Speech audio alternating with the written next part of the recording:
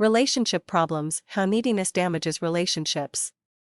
In our society, we have become obsessed with love. Our films, our books, our plays, and our music are full of stories about love, the joy of finding it, and the heartache of losing it. We treat it as a commodity, a transient emotion that comes and goes. We are deliriously happy when we find it, but suffer terribly when we lose it again. A vast majority of romantic relationships start well, with two people falling in love, but then something begins to go wrong. The feelings of love begin to fade and we start seeing our partner's failings. They begin to irritate us and act in ways that seem unloving. We then either move into compromise and settle for a relationship with less love and connection, or we end the relationship and try to find someone better. Forming a successful romantic relationship is a real challenge, but it ends up this way because of a basic misunderstanding about love. All our romantic problems stem from a destructive self-belief that we are personally lacking in love. Deep down we feel empty and incomplete. It feels as if there is something missing in our lives. These feelings of scarcity then create a powerful need for love. That is why we go out into the world to find a romantic partner who will take away the emptiness and make us feel whole again. Of course, our search for somebody to love us is often successful, and the sensations of falling in love convince us that our strategy was right. Unfortunately, the ease with which we fall in love can become the biggest trap we face in life, because it seems to confirm that love lies outside us. The sad truth is that most of us fall in love for the wrong reason. We bring a partner into our lives to fulfill our need for love, and it is this outward focus that creates all our problems. It creates a dependence on our partners. We rely on their presence in our lives to make us happy. This is a recipe for disaster, as I discovered when my marriage failed. When my wife suddenly left me, all my needs and insecurities were laid bare, and it was not a pretty sight. How many of us fall in need rather than fall in love? I am not saying needs are wrong. To be human is to have all sorts of needs, but the need for love is one of the most destructive. As long as we search outwards for love, we will fail to see that we have it within. Our strong need for love usually comes from early experiences in our lives where we felt our needs were not met.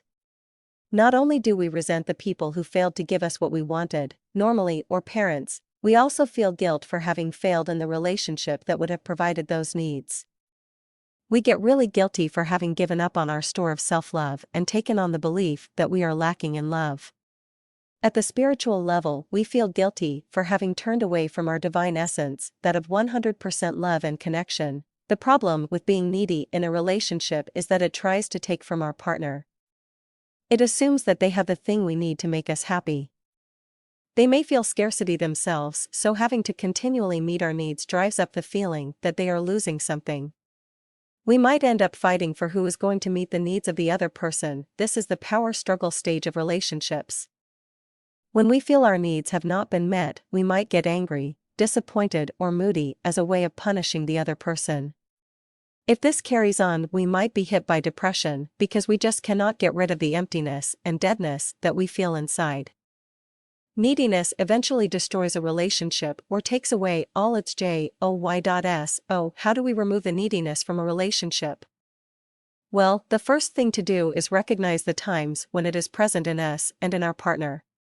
Sometimes we may know we are being needy, but at others, we can be blind to it.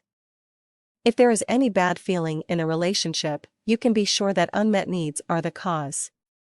Try to identify what these needs are. What is not being met for you in the relationship? It will be exactly the same for your partner. Here is the quick fix: try to give the need that you feel is missing, and it will be returned by your partner. Then start to understand your own needs in a situation. When was the first time in your life when they were not met? What was happening? Who was present? Try to forgive the people involved and realize that you could have given that missing need if you had been more mature and experienced. Visualize the situation now and give the need to all the people present. Breathe love back into the situation. As you heal your need, you will find that your self-esteem grows. You can do this exercise for all your emotional needs. Typically, they lie in layers in the mind, so we have to repeat the process for all the layers. Soon you will become an expert at spotting needs and healing them. Every single human problem can be traced back to a feeling of unmet needs, and at the deepest level, it is a belief that there is a lack of love. Emotional maturity and intelligence is really the ability to become aware of our needs, and then not to play them out on the people around us. If we can't do this, our needs drive the things that we want away, and paradoxically, as we heal the needs within, the very things that we desire begin to appear in our lives.